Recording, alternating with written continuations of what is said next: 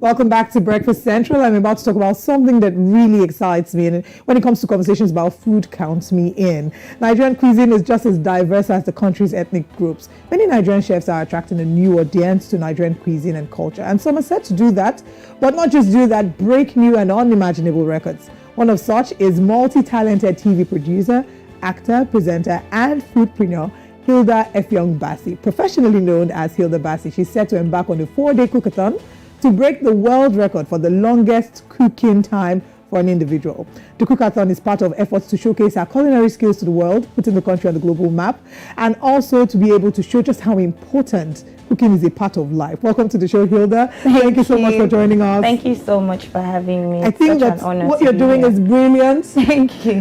When I heard it, I was first in shock because I thought, okay, cooking for 4 days at a stretch.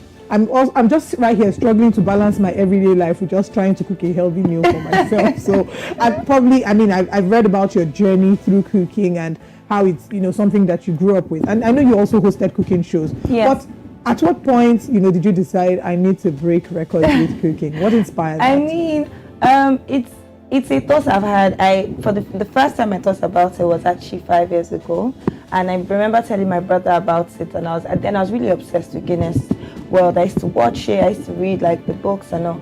But I remember telling my brother about it, and again at the time I wasn't, popularly known as Hilda Baci. There was no My Food by Hilda.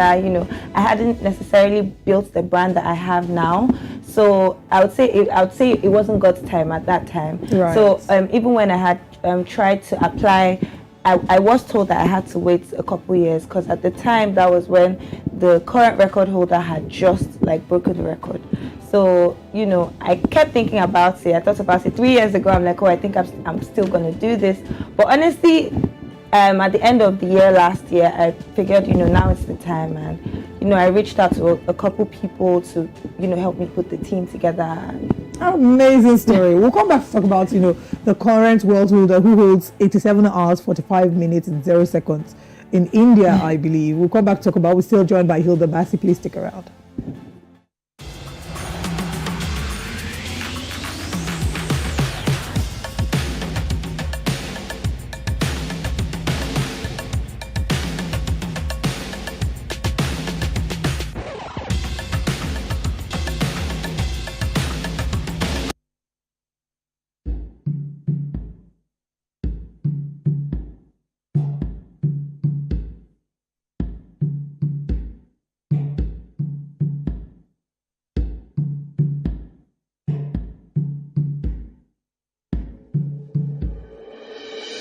Unatazama runinga ya New Central.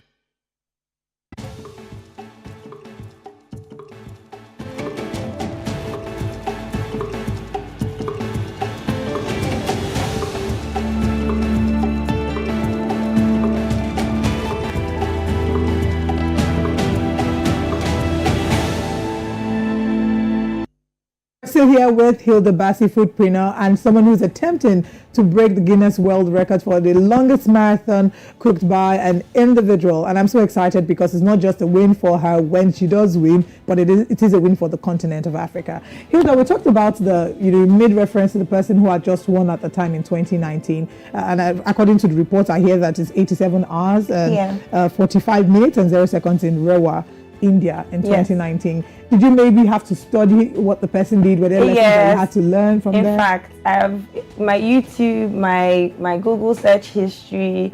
I've literally been trying to watch all the clips, see, read through the guidelines sent to me by Guinness, watch what she's done. And that's something that I would say we're trying to sort of adjust with this attempt, because there wasn't a lot of information.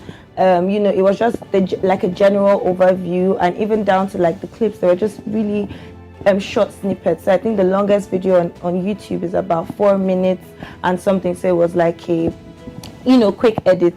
So with this attempt, I want to have as much information out there as possible. So we're very intentional with, pretty much filming the entire journey from workouts to, team meetings and workouts. Just everything. Yeah. Love it. Tell me about the workout angle. Yeah, so I feel like that's if someone is to ask me how do you know you really want to do this? That's because I really hated working out. It's not my cup of tea. I used to be really big before now, but I kind of knew that at that size, I probably wouldn't be able to do it. So I had to do like a whole 360, like a lifestyle change. I had to lose weight. I had to, go to the gym, get a trainer, and just, all that, knowing fully well that, I'll need a lot of physical stamina to be able to do this.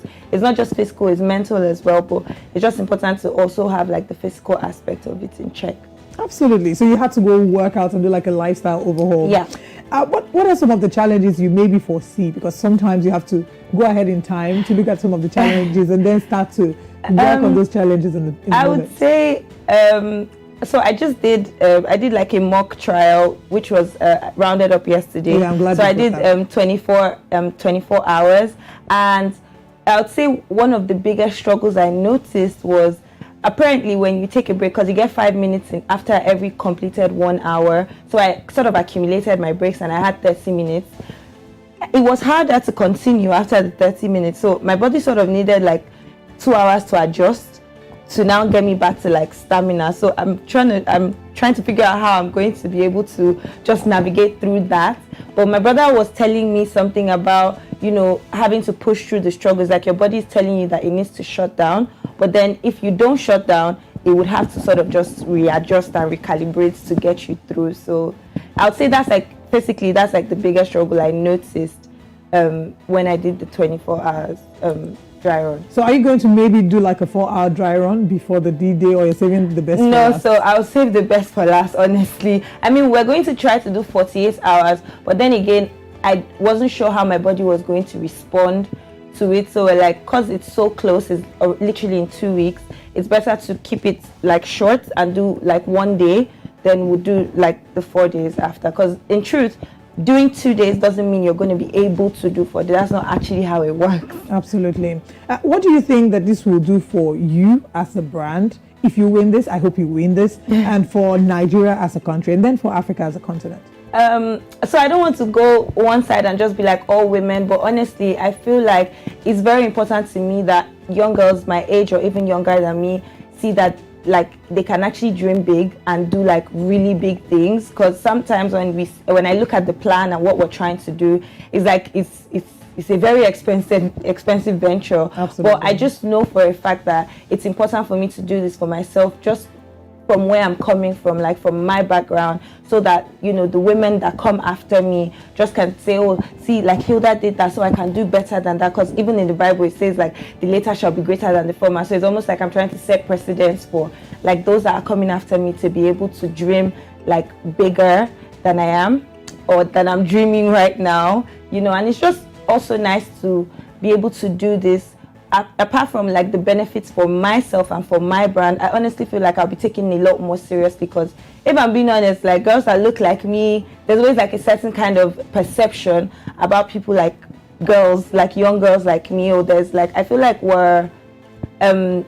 people tend to underestimate like what we're capable of, and just because that narrative has been put out there for so long, we almost start to believe it. But I feel like if more people, believe in themselves and come out to do things like this, not necessarily break a record, but just believe in themselves and just push further as to the things that they're capable of, it would inspire more people to actually do bigger things. Absolutely. I mean, this is not the first time you're doing big things.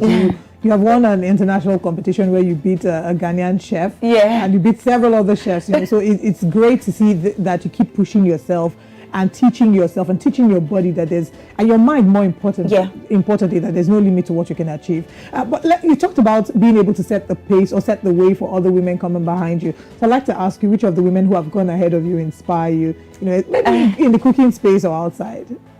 Well, in the cooking space, honestly, all the food entrepreneurs and food content creators, the likes of Daria the Kitchen Lover, Delicious Foods, Gina Foodies and Spice, Kiki Foodies, like there's Dishes by Q, there's so many of them. Just seeing how consistent they are with their craft, and then even and these are again for young people like myself. I have a friend, Noye, this thing called fashion. Like I remember how she started and where she is right now, and how much effort she puts into content creation and just consistency, and just seeing that And seeing people like that just lets me know that, yeah, you can actually just keep at it. Just take it one day at a time. Don't think of like 5 years from now, but focus on like what you're doing Absolutely. right now. Well, Hilda, thank you so much for sharing your time with us. Thank I hope you. to be able to say that I've interviewed a Guinness World Breaker in the next few weeks.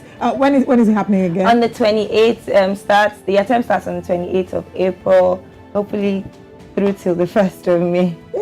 So on Workers' Day, you'll be wrapping up in grand style. All right. Thank you so much, Hilda. We wish you all the best. Thank you so I will much look for forward having me. to seeing your progress and seeing you get to the end. Thank you.